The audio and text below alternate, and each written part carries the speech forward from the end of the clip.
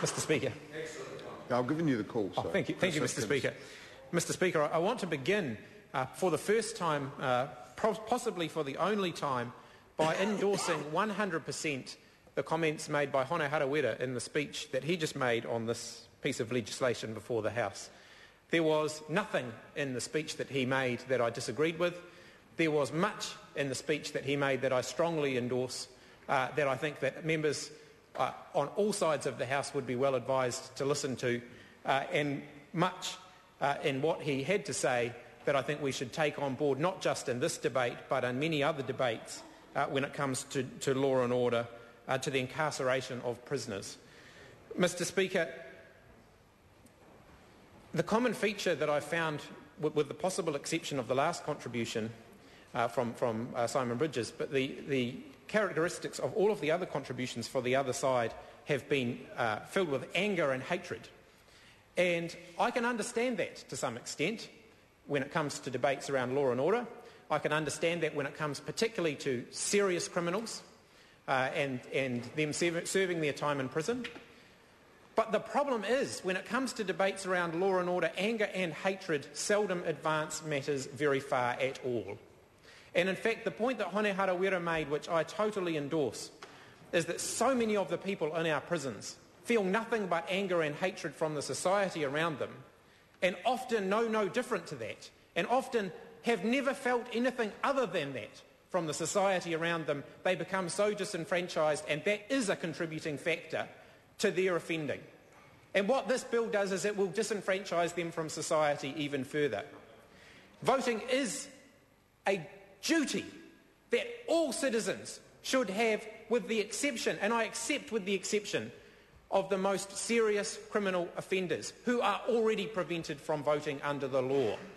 There have been many reviews of this law, including a Royal Commission, a review by the Solicitor General, and in fact comments recently, now, before this bill, by the Attorney General, the National Party's own Attorney General, all of which have said it is not justified to remove voting from somebody who is sentenced to imprisonment for a term of less than 3 years. I totally agree with that, because we cannot treat people differently depending on when they are sentenced and when they serve their sentence. There could be people removed from the electoral roll who would never have the opportunity to vote anyway, because there may not be an election during the time that they are in prison. Somebody may be in prison for 6 months between elections. They would never have the opportunity to vote even if they were out in public, and yet they would be removed from the electoral roll. We spend so much time getting people onto the electoral roll in the first place, and some of the people that it is the most difficult to get on the electoral roll in the first place are the people who are disenfranchised from our community. The people who are more likely to go to prison, we struggle to get them on the electoral roll in the first place. And this bill removes them from the electoral roll. It is not justified. It will further marginalise them from our community. Tough on crime rhetoric is actually the easy part. Dealing with the underlying social causes of criminal offending, the disenfranchisement from society, the total feeling of anger that exists within many of the people within our prisons is something that we have to think long and hard about, and that we don't do a good job of because the political rhetoric is too hard on both sides, on any side of this political debate. It's very difficult to deal with that in a way that's going to look good on the news and that's going to make people likely to vote for us. Because yes, there are votes in being seen to be hard on criminals. And there are very few votes, unfortunately, on dealing with the root causes of crime and criminal offending, because they are not easy and they don't fit on a bumper sticker. But we have to get past that. We have to get past that because we already have one of the highest incarceration rates in the developed world. We have nearly twice as many people in prison as they do in Australia.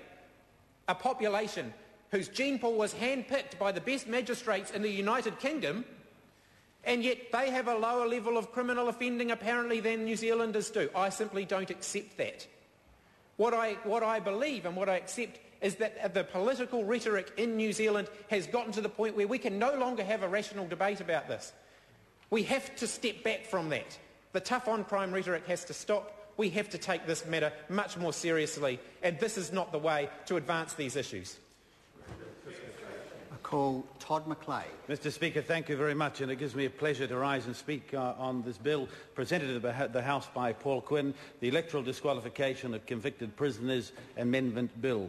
And I'll read the middle part of the title again, Disqualification of Convicted Prisoners. Can I congratulate Paul Quinn on having a little bit of the Green Party's luck? I heard a member of the Green Party suggesting one day that there was a little bit of karma when it came to getting a bill out of the member's drawer, and we can recognise that over the last year the Green Party have had very many. Well, if anybody deserves karma in this area, it's Paul Quinn, and I want to recognise that right here. But, Mr Speaker, I start by saying that I support this bill. I support it very strongly, and I support it for a number of reasons.